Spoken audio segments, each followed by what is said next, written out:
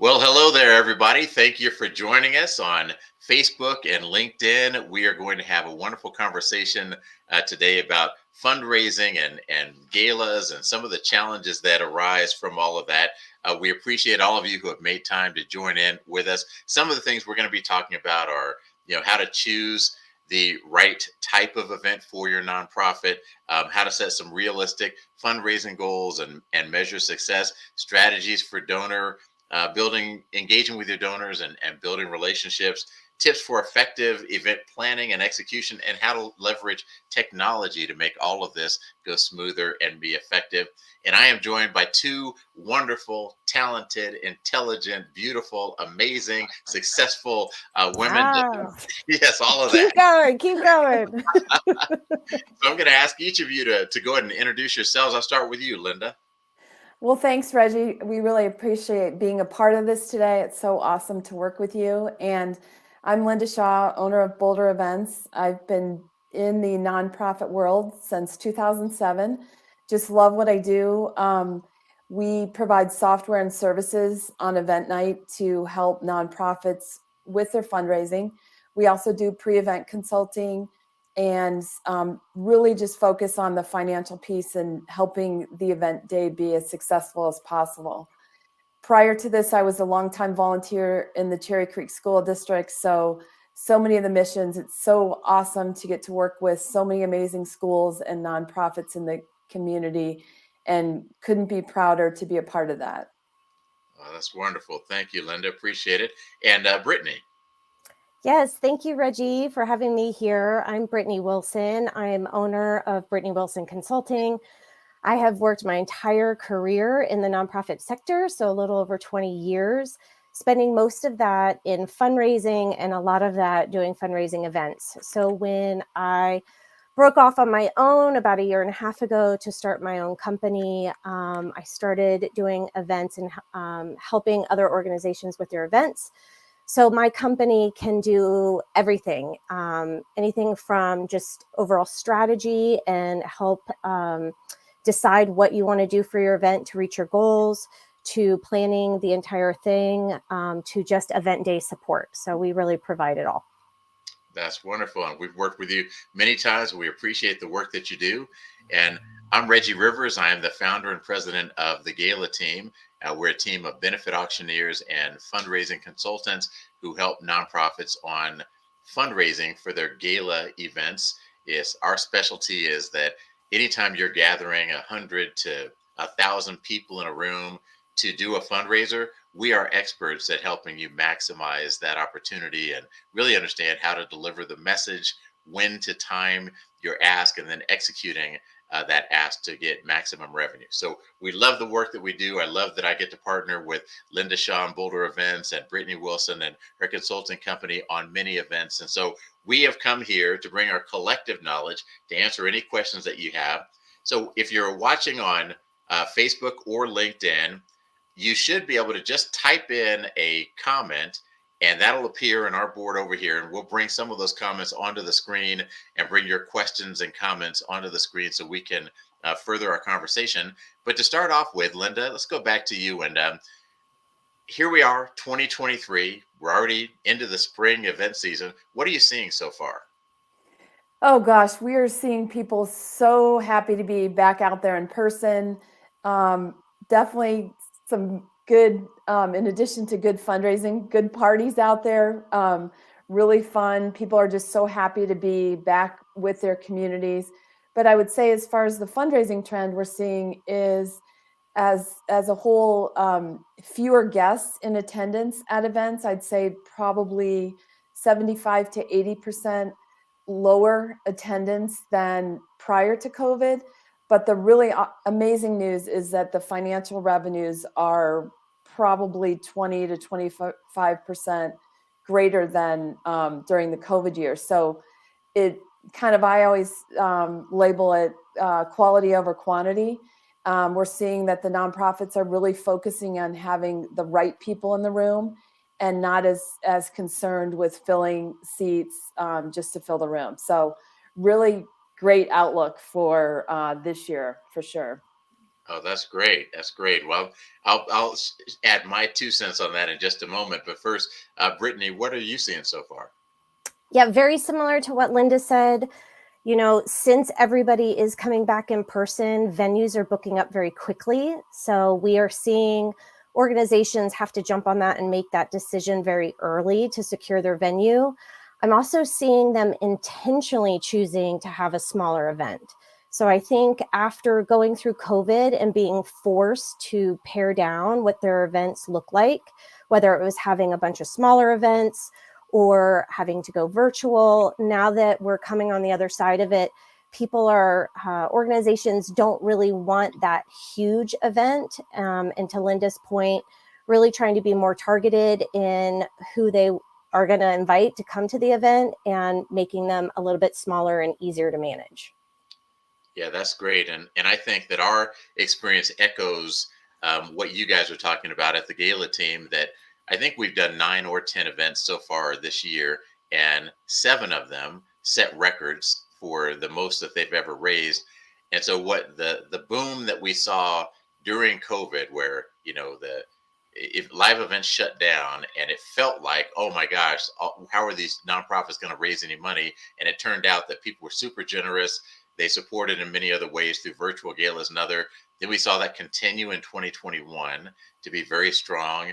In 2022, for us, it was a banner year.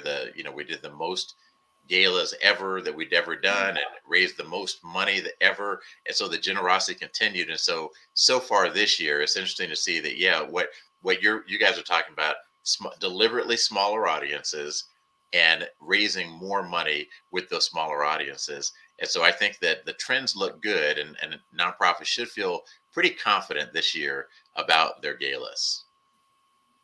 So let's transition into choosing the right type of event for their purposes. Brittany, let's start with you. When you hear choosing the right type of event, what does that mean to you? Sure. Well, I think it kind of even correlates to what we were just talking about, is that a lot of times when I'm talking to clients, we need to get specific about what their goals are for the event. So, a lot of times they'll say they want it to be a fundraiser, and they want it to be the primary fundraising event of the season, but they don't want to charge a ticket price and they don't want to have an ask at the event. In which I say, well, that's not really a fundraiser. That's more of an awareness event. And so going to what we were saying about, organizations having strategically smaller galas, then they're kind of pairing that with a low barrier to entry event some other time in the year that is more of that community building, anybody can come, family friendly. So I think it's really trying to decide, what is your strategy and what is your goal for the event, and then let's make sure that strategy matches the goal. That's great. And to me, anytime you're holding an event, if you don't ask for support, I feel like, what is the point of having that event? But I get it. There's other things to achieve. Linda, what about you? I definitely agree with what Brittany said. We have the conversations all the time. Is it a fundraiser or a friend raiser? Both are equally important, but serve completely different purposes. So, just really focusing on, again, having the right people in the room based on which type of event you choose. The other one that we're getting asked a lot is post-COVID, especially. It's a little bit harder to get auction items these days. So we get a lot of questions around, is it necessary to have a silent auction? Do we have to have a live auction? And our response is always the same to that question. If you can easily get donations, then do it. It's a great revenue enhancer to your paddle raise. But if you are racking your brain and, just overextending your staff and your volunteers, knocking your head against the wall trying to get donations, then it's okay. It's totally okay to have an event that is a fundraiser without an auction. Right. Yeah. And I think that's an important point. So what you're talking about is some charities, they have a well-oiled machine. They've got this group of restaurants that every year just kind of automatically donates gift certificates. They've got this group of hotels that automatically donates when they go out to get all their silent auction items. It takes them 3 days. They send out 1 or 2 emails. All of these things come in. It's done. It's packaged. Boom. There you go. And if that's the case, if you have a well-oiled machine like that, then yeah, you should continue doing that. That's fairly easy money. But that's not the experience of a lot of nonprofits. They're like, they got to find somebody to be the captain of this. Who's going to lead the charge to get this? Who's going to make the assignments? Who's going to go out and actually talk to these businesses? And the return is very low. You talk to 20 restaurants to get 2 gift certificates. If that's where you are and it's taxing on your staff, it may not be worth it to go out and do all of that. And I know that's Brittany, you probably have this conversation with clients a lot. Well, if they've traditionally always done a silent auction, they feel like, how can we not do it no matter how much work it takes? Yeah, I mean, it all goes back to internal capacity. And that is a trend that we're seeing right now is vacancies that, the nonprofit sector is getting hit right now pretty hard with turnover. In fundraising, we've always had that high turnover rate. And so if they're not fully staffed, they know that putting on an event is already a big lift. And then to add a huge silent auction to that, it leads to burnout so quickly. But there's some organizations that I work with that have robust volunteer committees for their event that have been there and established for a decade or even 2 decades. And that's what they do. And they're ready for it. And they're ready to go out and solicit and pull together those items. So, again, going back to, I think we learned a lot of lessons through COVID, and it forced us to really simplify our fundraising and really to just ask for what we needed. And a lot of organizations saw a lot of they exceeded their goals. They saw a lot of success in that. And so they're really asking themselves, is it worth going back to the hassle of putting those auctions together? And all the things that we just talked about is what I would tell them to consider first before making a decision. Gotcha. Well, we got a great question from Mary Cloud on Facebook. Says, pros and cons of using a virtual silent auction platform at an in-person event. Linda? So that's a question we get all of the time, and we're seeing pretty consistently that the groups that do have a robust silent auction are wanting to open it up to people who can bid from home. So there are, the software capacity, our capabilities grew so much during COVID that most software platforms make that really easy. It's really easy to set up either just an online registration link for the people to bid from home, or what we recommend is just put it onto your ticket website and you can just sell bidding access or sell. We do have some that sell it, for a nominal fee, $5 or $10 to give you bidding access. But it's really, really easy, and it can definitely expand your donor base. The only caveat, the only tricky thing is, how do you deliver the items? How do those bidders, the winning bidders, get the items at the end? So we always caution, just make sure you're really clear about that. If you are not planning to ship items, you need to put that in all of your communication, that items will be available for pickup on a certain date. But it's a stellar way to expand your donor database.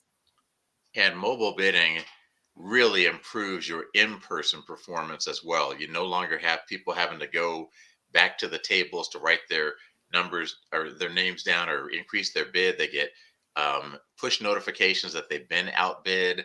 It is just, when they're sitting in the ballroom, your silent auction is continuing to have a lot of traffic, and everybody's getting a notification on their phones that the silent auction is going to close in 15 minutes. Now it's going to close in 5 minutes.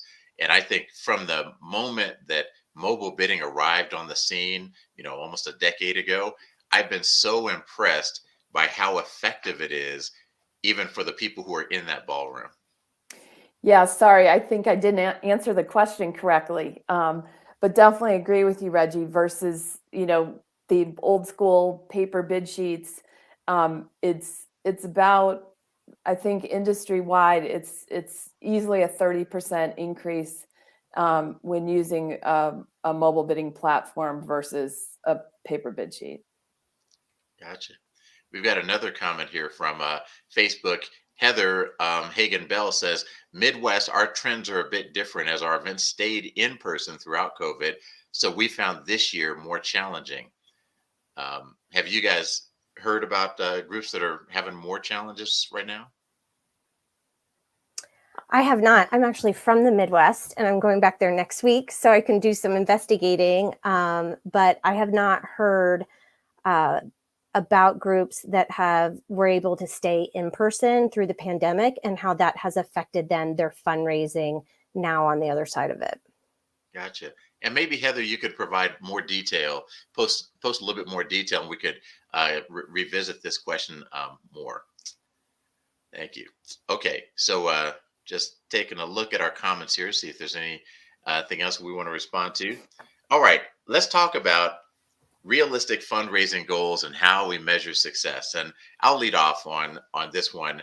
That, you know, as benefit auctioneers and fundraising consultants, we have lots of conversations with our nonprofit partners about what their goals are, and so sometimes it'll be, hey, what do you think what are you trying to raise in your paddle raiser? And they'll say, we're trying to raise $150,000. And so my first question is, what did you raise last year? And if the answer is, well, last year we raised $60,000, then my next question is going to be, okay, how are we going to get from 60 to 150? And sometimes the answer that they say is, well, we're hiring you guys as professional auctioneers. And so that's how we're going to get there. And so, you know, our motto as a company is fundraising success is not an accident. It's a series of deliberate decisions. When I first started out, I would go do an event, and sometimes it would literally feel like money just fell out of the sky in this event. It's like, oh my gosh, that was amazing. Then the next night I go do another event and money didn't fall out of the sky. And I say, oh, well, what's the difference between these two events? They're almost identical. They have the same kind of people in the room, similar type of cause. Why were they so different? And we just started to notice over time that, yeah, there's a series of decisions that you make in the event prep process that sets these events up to be successful. It's not magic, it's decisions. And it's these pre-event development conversations with your board members and your major donors. It is finding someone who's going to be the leader of your paddle raiser, who's going to be your initial gift in that paddle raiser. And then what's the mission moment that you're going to have right before your paddle raiser, the video that you're going to show or the speaker that you're going to have. And are you eliminating some of the passive asking things that get in the way, like envelopes on the table or the giving tree in the corner, some things that kind of create holes in your bucket that don't allow your paddle raisers to perform. And so for us, it's really about how do we start to look at your event, see what the opportunity is, say, okay, you raised 60,000 last year. You might have a path to raise 90,000 this year, which is a 50% increase. But let's be kind of realistic about how we set our goals. Either of you have anything you'd like to add on that? Sure. I mean, really, one of the first things that I do is put together a budget based off of their goals and looking at all the different revenue streams, right? So that's from sponsorship to ticket sales to the paddle raise to any auctions that they might have, any games that they might be playing the day of the event. So what are all the revenue streams that are feeding into this event to get to this goal? And then let's look at, like you said, past history. So let's see what you've done in the last couple of years. And then really try to set, you know, we can set audacious goals, but let's base it off some realistic data that we have. And then know what is the work that we have to do, right? Is that securing 5 new sponsors? Is that getting a match for the paddle raise? Is that making sure that you have X% of your paddle raise commitments committed before the event? And I think sometimes, organizations don't think through all the work that goes into this event, because when you get to that moment, which I mean, anybody who knows me, they know how giddy I get about when the paddle raiser starts, because I do think that there's something magical about it. And you see things happen, such generosity that just blows your mind that you weren't even prepared for. But that being said, there's a lot of intentionality that goes into that. And so to your point, Reggie, how are you putting together your program? What is that mission moment and that message? How is it weaving through the entire program so that when the ask comes, people either already know what they're going to give, or they're ready and so inspired that they give above that. And if you put the work in ahead of time, you're much more likely to hit those goals and even surpass them the night of. Yes. Linda, any thoughts?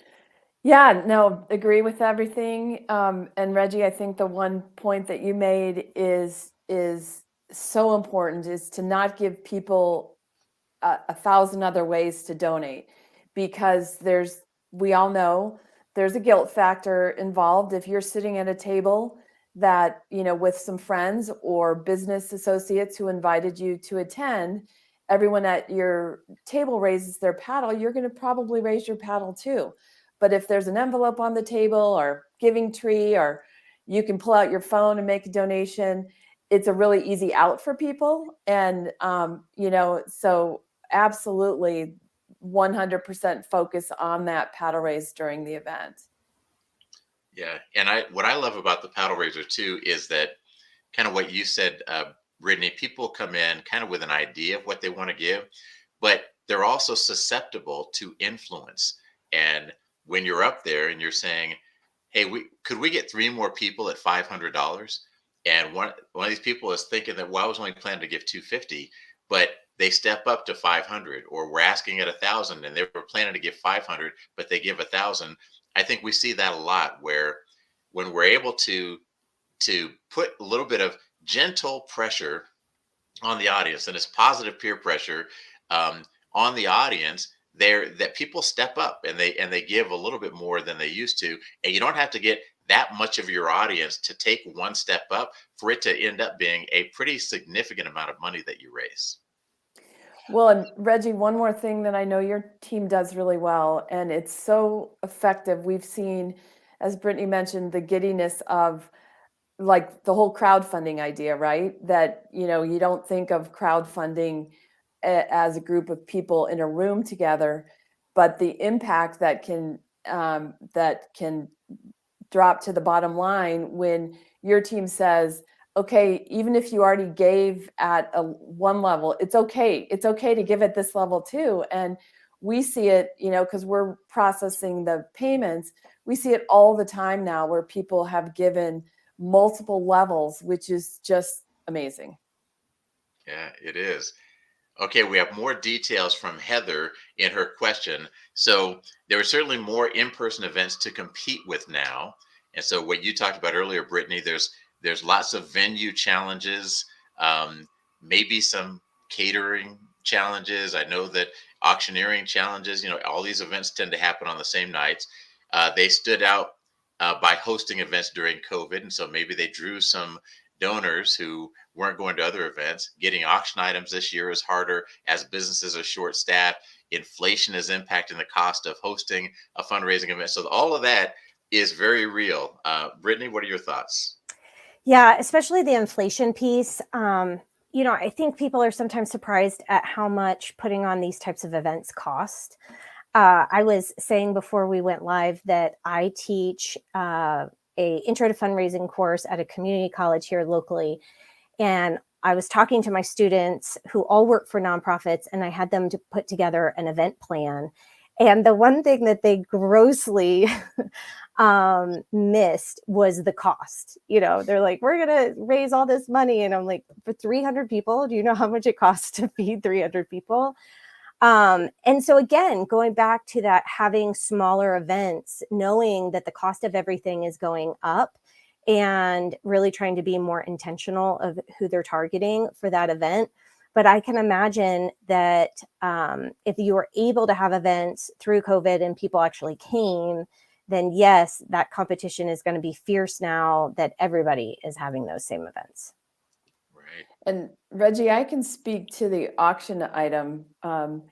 we used to be the champions of go pound the pavement, get out there, talk to everybody you can. And I think that strategy post-COVID is really challenging because so many restaurants, so many of the businesses that used to give to anybody who walked through the door, they just can't do it. It's not that they don't want to, but they can't. So we recommend to our clients really focus on the people that are close to your organization.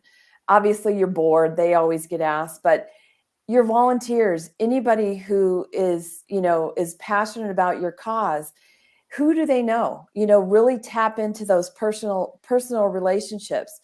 Do they have season tickets to the local football, baseball, any of the athletic events? Everybody knows somebody with season tickets, right? And all you have to do is ask, and of course they'll give up a game.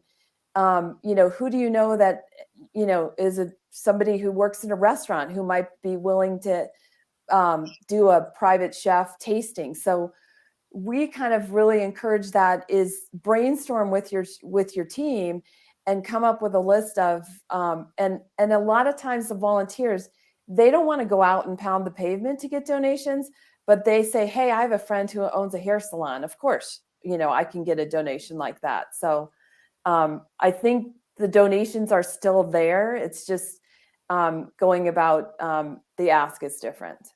Right. And maybe changing your view on how many donations you actually need. Like, do you need 300 items in your silent auction, or do you need 12 packages in your silent auction that you're going to put together a bunch of things to make an interesting package that's worth way more than the underlying cost of the items inside of it? We have another question here about what about games? Are they a distraction to the paddle raise ask? Can we charge $25 to play games during the reception? I'll start off on this one. When it comes to games, I say, yeah, great. Games are good. Games can be good, but don't go crazy with them.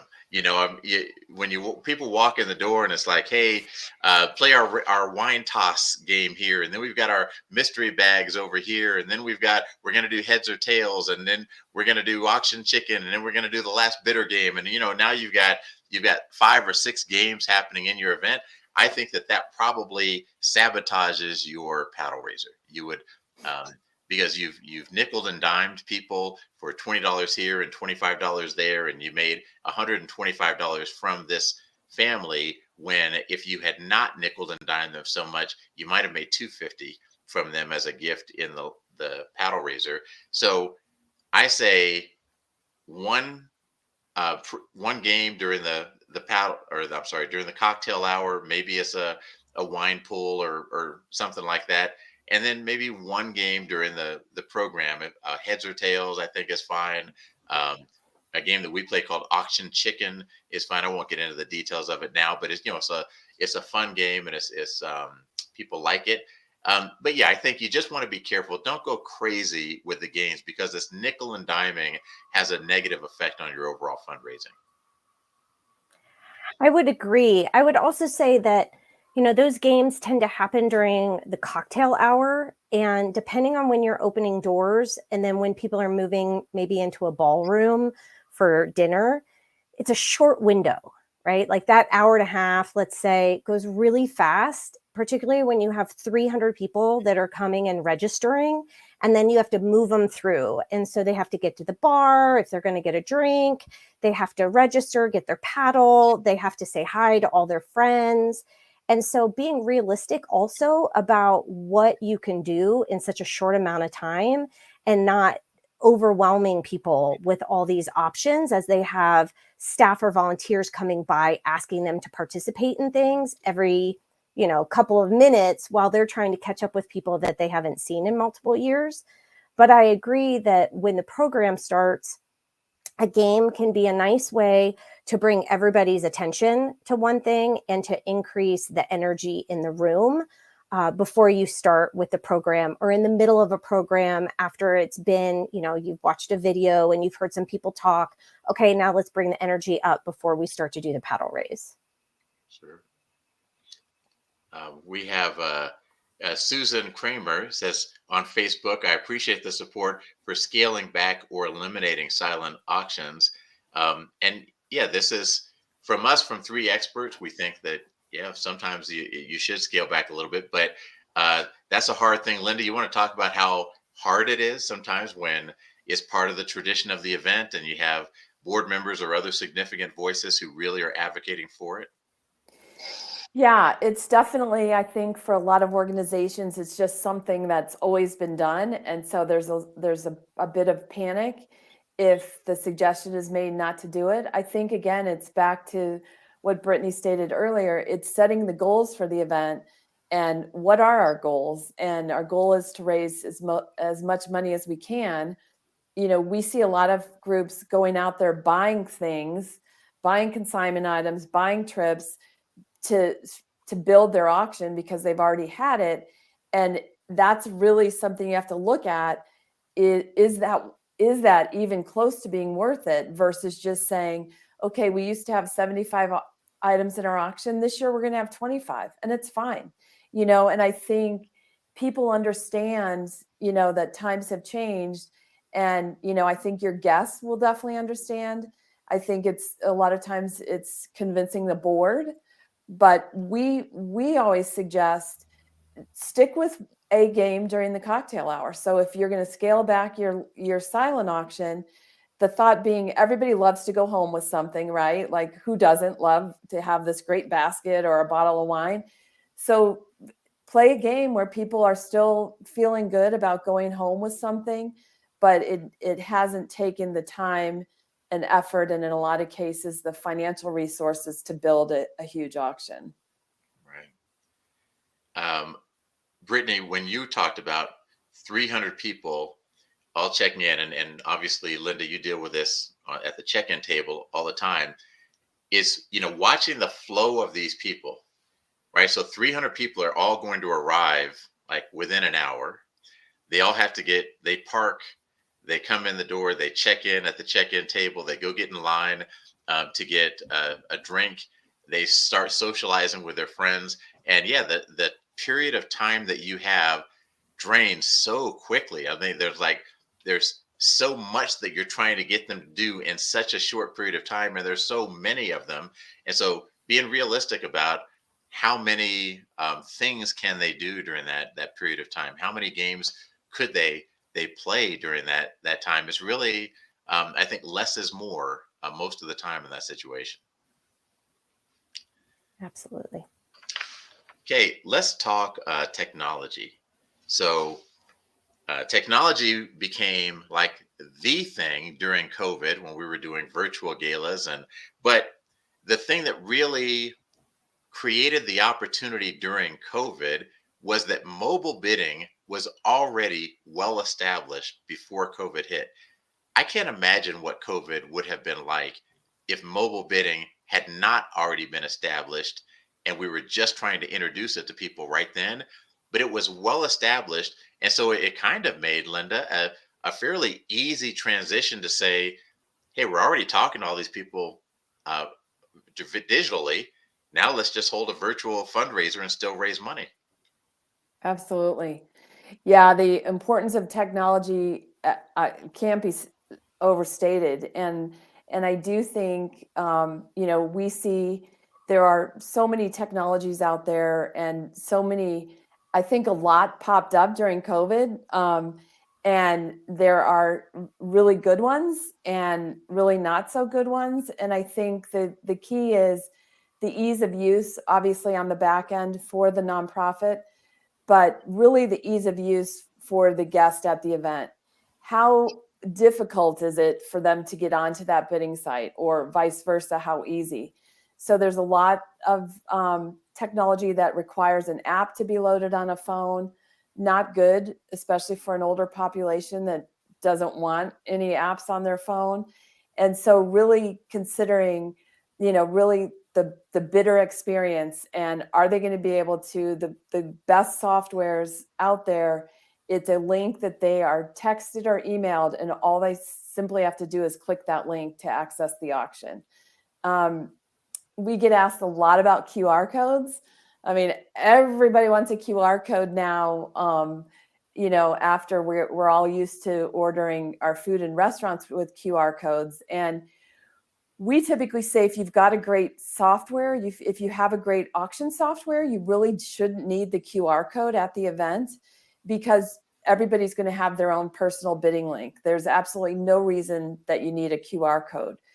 One example, we're working with the Colorado Ballet this season, and their example for wanting a QR code is a great one.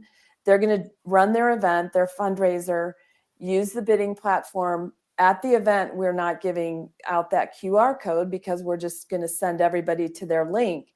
But they wanted an easy way for everybody attending their performances throughout the season to donate to their cause. So they're printing a QR code, putting that QR code on the back of their programs, which is linked right into their software.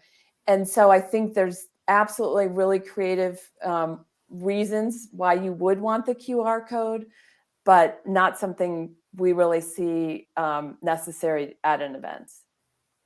Understood. Brittany, any comment? Yeah, a lot of my time when I'm talking to organizations about their event, it's really about what expenses do you get the best return on investment for? Like, where is it worth it to spend more money than other places? And I promise this isn't a setup just to endorse the Gala team and Boulder events. I honestly can say that the two areas that I always tell people it's worth spending the money is to have an auctioneer, a professional auctioneer, not their board member's husband who says that he can do it, not the mayor or, some other public official, not somebody from the news station and newscaster, like someone who's actually trained to do an auction. And then also with the technology and the registration help that companies like Boulder Events provides. So it depends on the complexity of your event, right? But if you are selling tables, selling sponsorships that come with seats, if you are doing a sit-down dinner and you're collecting meal choices, all of these things, your life will be made so much easier if you have the appropriate software that will allow you to send links out to people so they can fill in their tables, so they can add their meal choices, so they can send it around. I mean, I know there's development directors, development staff watching right now, and I know so many of you have spent hours upon hours upon hours tracking down sponsors to try to find out who's coming to the event using their free tickets, or have tracked down table hosts to find out you have 2 seats left. Who is it? Okay, well, what do they want to eat?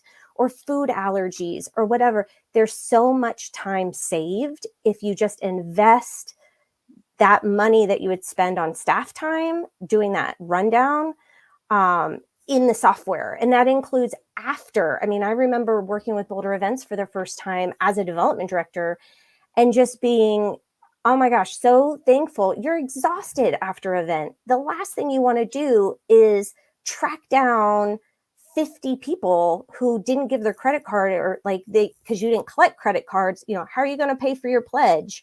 How do we get that money from them? So having the right software is just going to save you so many headaches, and it's hands down worth the investment.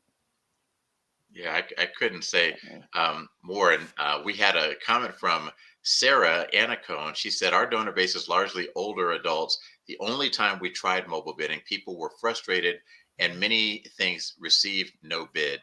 Linda, what do you think? Yeah, it's definitely a question we get a lot. To that, I would say, you equally probably had a lot of people that really did engage with it. And so I think in that case, our suggestion is just make sure you've got some extra bid helpers out there kind of roaming around. Also, whoever is doing your registration, we have clients that we work with that express that concern up front. And so we're really cognizant of as we're checking people in, you can kind of tell the people who look at you like, what? I have no idea. Or who will flat out say, I don't have a phone. I didn't bring my phone. I don't want to use it. And so we have little sheets of paper that we've created that we can hand out to those guests and just say, no worries at all. You can walk around the auction just like always, write down anything that you're interested in bidding on, and come back to us, anybody from our team, and we can place the bid for you. We have lots of success with that, and it typically they end up having a lot of fun. We typically put a help desk somewhere near the auction in addition to at the registration desk. And I always, whoever on our team is filling that role, they end up making really good friends with some of the older donors, and they're kind of excited. They come back frequently and say, where's my bid? And kind of engage with our helper. And so I definitely think there's ways you can make them feel a part of it. If you have the support, if you've got extra people out there visibly ready to help them.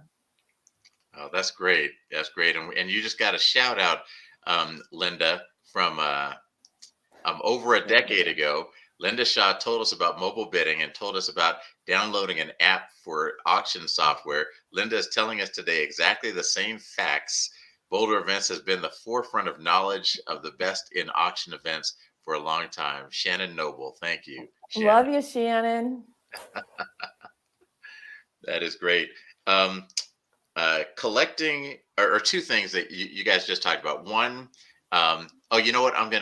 Sarah, let me answer this question, and then I'll bring the other thing. So you want to put that question back up, Talene, about live auction. What about live auctions? How many items do you recommend tops? We say anywhere from 4 to 7 items is almost never wrong.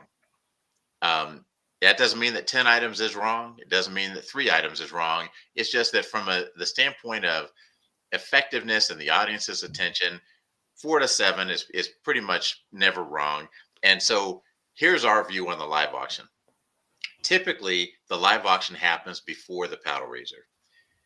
The live auction itself is a disengaging event. It doesn't matter how interesting these items are.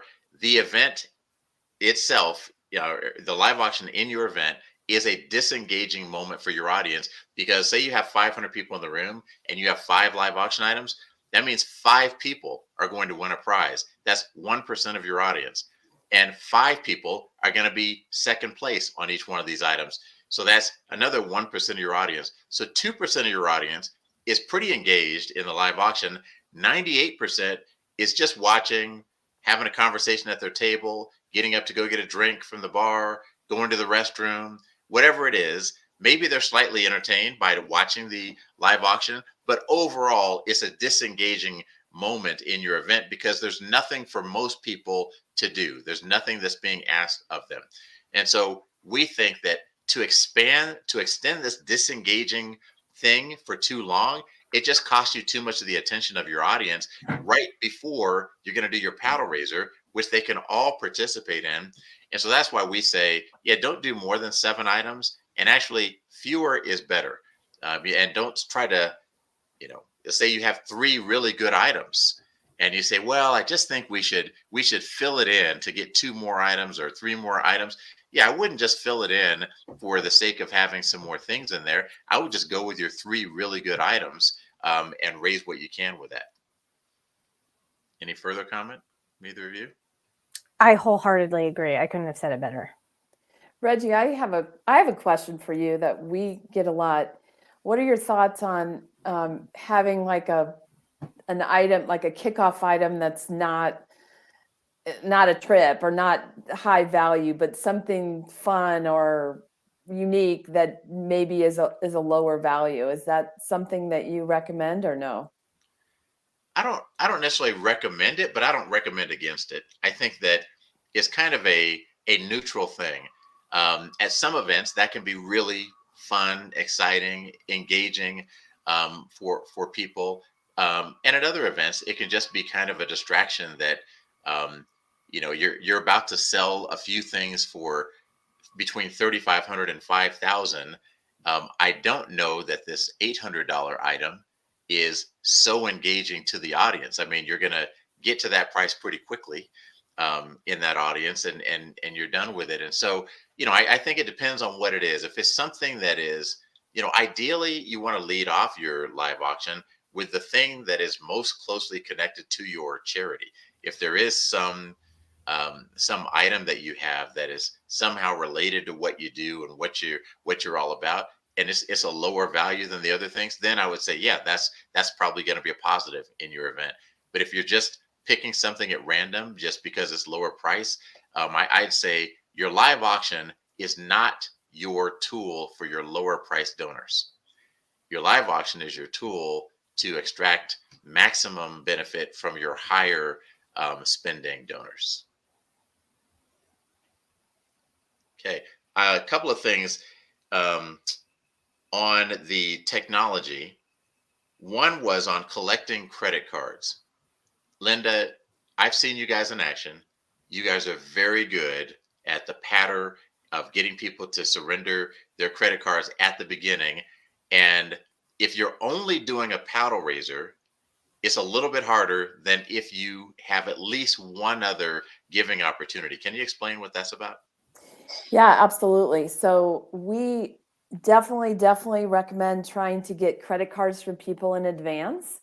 And most of the softwares, you can send a text, custom text or email.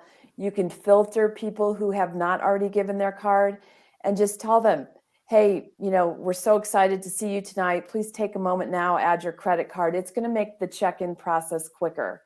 We find we typically get about 30% that way, which is great. And then at the event, we train our staff. If you ask, do you want to give your credit card? They will say no. So our staff is trained always to just tell them, can I please get a credit card to attach to your bid number? And if it is a fund paddle raise, a donation event only with no auction, we just add to that in case you choose to make a donation this evening. And people get it. They're kind of like, okay, so it's going to be easier for me at checkout, right? And absolutely. So likewise with collecting contact information, we know every nonprofit out there wants email addresses, wants phone numbers. People are hesitant to do that, but if you explain to them, we need your cell number so you can get the text to bid or make a donation, and we need your email address so you can get a tax receipt. So typically, if you explain to people why you're asking, they're going to give it to you. And then, as Brittany said earlier, it makes the post-event follow-up so much easier because we've got credit cards on file for everybody. And, we all know that there will be some donors that want to pay from a donor advised fund or write a check or do something different. And again, it's just a matter of making a note on that, not to charge their cards post-event, but it can save hours and hours of follow-up. Yeah. And I have stood near the check-in tables a few times to just watch this happen. And so what Linda's describing is a very subtle difference between, hey, would you like to put a credit card down in case you buy something versus, can I get a credit card? It's a very simple transition, but her people are so skilled, it's polite, it's respectful, and the compliance that they get is very high. It's impressive. We have a comment here from Tessa who wants to know, I would love to hear your thoughts on having a raffle/drawing versus a live auction. So first of all, the word raffle is a dirty word. If you don't have a raffle license with the state of Colorado or whatever state you are in, then we encourage you to divorce that word from your vocabulary because there's a lot of requirements that come with having a raffle. Now, if you're doing some kind of door prize or some other type of drawing, that might be okay. I'm going to go ahead and talk raffle specifically. If you are raffling off like some amazing trip that you have a choice of, I could put it in my live auction or I can put it in the raffle. In the live auction, I think this thing is going to make $5,000. but I could raffle it off and sell 100 tickets at $100 and make $10,000. Yeah, I think a lot of times that trip, if it's compelling enough to get 100 people to pay $100 for a raffle ticket, almost every time that's going to make more money for you than putting it in your live auction. But the raffle requires you to go out. It requires you to get a license from the state. It requires you to go out and actually sell all these tickets in advance. It requires a lot of work, that the live auction is a little bit easier. You're just putting it in your live auction, let the auctioneer auction it off.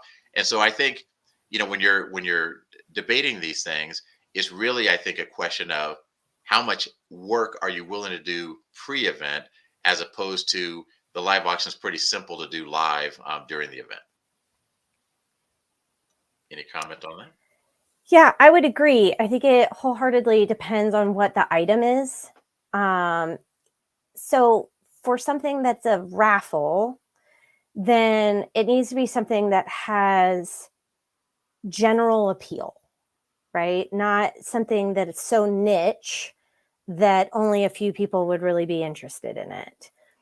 So we've seen, like cruiser bikes or paddle boards or something that's relatively easy to get that maybe doesn't cost a ton of money. Like the value of it is enough that it would warrant people to put $25 in for a chance. But it is, if you put that in a live auction, it wouldn't really go anywhere because it's not really worth enough to go in the live auction. So that's kind of what I have used raffles for in the past. And I do think, unless, to your point, Reggie, this is something huge that you can sell for like months leading up to the event and have tons of people participate in it.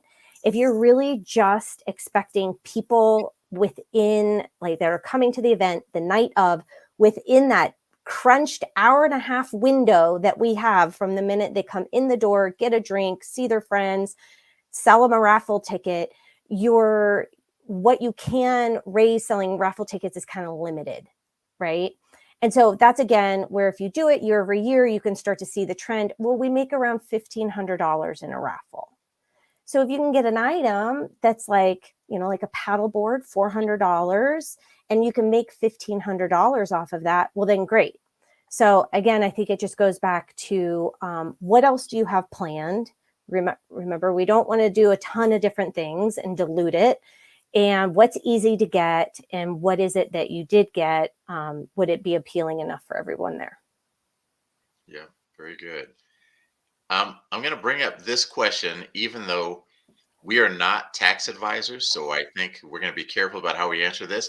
If a sponsor's gift level comes with 2 tickets and they donate them back, is their whole sponsorship tax deductible, or do you still have to take off the fair market value of the tickets? We're not tax advisors. My guess is that if they're not using the tickets, then they would get the whole value as a write-off. But I think you have to talk to a professional about that. I do too. I also think, for someone to get the full amount of their donation, it needs to be a true donation where they're not getting anything in return for it. And even if they're not using their tickets, there's a marketing value that is put on being a sponsor by, putting them in your ads and all the different ways that you're marketing them.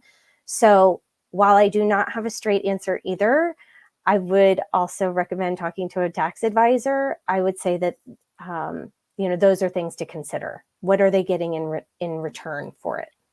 Right, exactly. Okay, we have about 7 minutes left, and I wanted to touch on something, Linda, that you mentioned earlier. You mentioned ease of use for the guests, which is an important part of the technology. That it's easy for them to log in. It's easy for them to make a bid. It's easy for them to get notifications. But also, you want something that's easy on the back end for your donors, because often the software they're using for their bids on the night of the event is not the same software that they use to manage their donors day in and day out.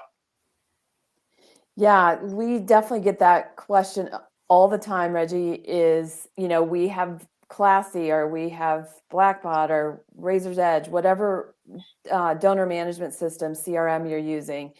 And in the ideal world, that software would also have an auction software component. And the reality is they don't, or if they do, they're not great. And so our recommendation is whatever auction software you choose, to make sure that you can easily download, upload and download into it from an Excel spreadsheet, from a CSV, so you can push all of your donor information in, pull it back out, your sales information, to easily get it into your CRM. A lot of the auction softwares now are realizing that that is a big ask for nonprofits and are making it a lot easier. So they have kind of templates set up that are going to help make that process simple.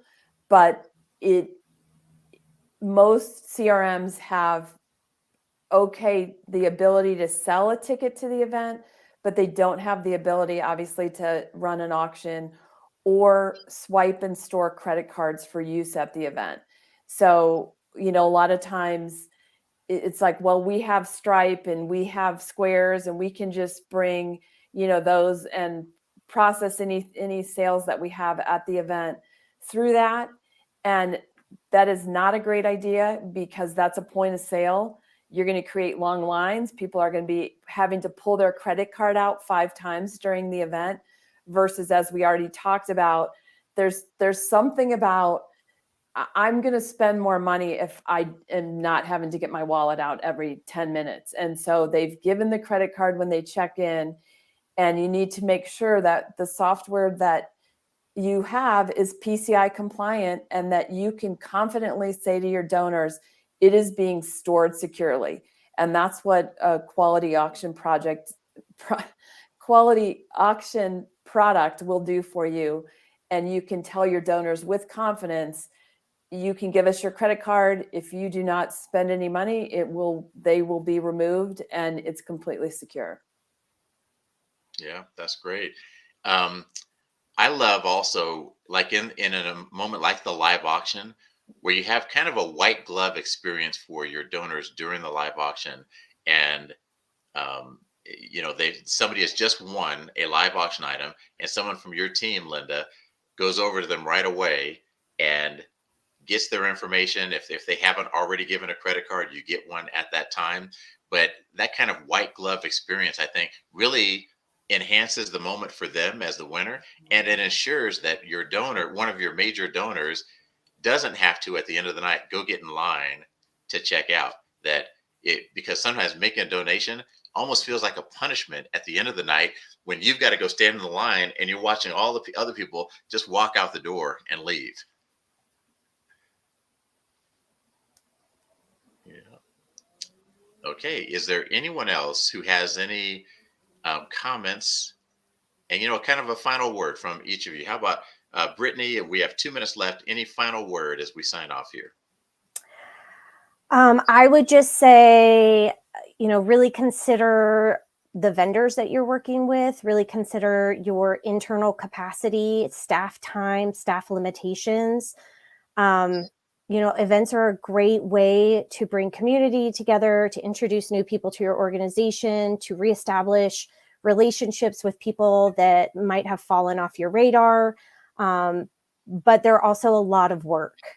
So really taking the time to plan them, consider that staff time, get the help needed when needed, and making sure that it's a win-win for everybody.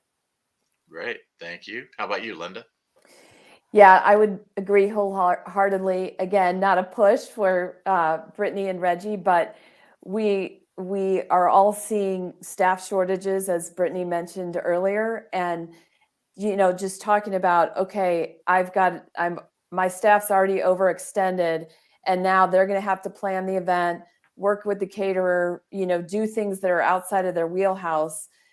So just the cost benefit of, okay, putting in the budget to hire a consultant, hire event planners, in addition to the fundraising components that we've talked about with our team and Reggie's team. And, if you compare apples to apples and look at the budget on what you're spending with a staff person doing that, it's a really easy decision. Right. Yeah, and as we close things out here, we give a shout out to our friends at the Nathan Yip Foundation, which is a group that we've done their event for the past 4 or 5 years, and they've always been a team of one. It's an executive director is the only full-time employee, and every year they pull off this amazing 400 to 500 person event, and they have a group of vendors that they work with every year that make all of that happen, and it's very efficient, it's very successful, and so we have enjoyed working with them, and they're kind of a model for how you can do this when you don't have a big staff to throw at all of these challenges. So Brittany and Linda, thank you guys both so much for being here. Thank all of you who are who joined us online. Shannon Noble, thank you for the shout out about the gala team. Shannon, thank you for the shout out about Brittany Wilson. Shannon, thank you for the shout out about Boulder events. I think I saw you here. You posted something about Boulder events as well. But we appreciate all of you who tuned in for this. And we hope it was valuable for you. And we'll try to do things like this on a more regular basis. Thanks, everybody.